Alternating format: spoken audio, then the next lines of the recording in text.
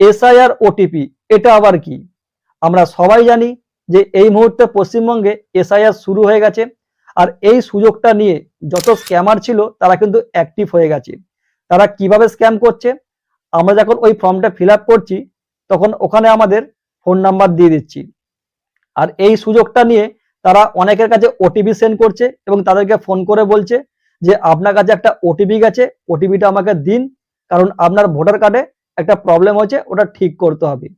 এখানে একটা কথা মাথায় রাখবেন, এসআইআর করার জন্য কোনো ওটিপি সরকার থেকে কাউকে সেন্ড করছে না।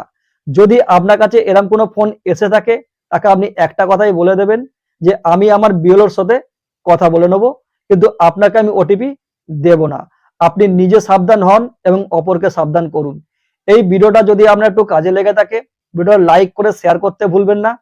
আর এই ভিডিওটা আপনার বন্ধু বান্ধবের কাছে আরো বেশি বেশি করে শেয়ার করে দিন, তাহলে তারাও সাবধান হতে পারবে।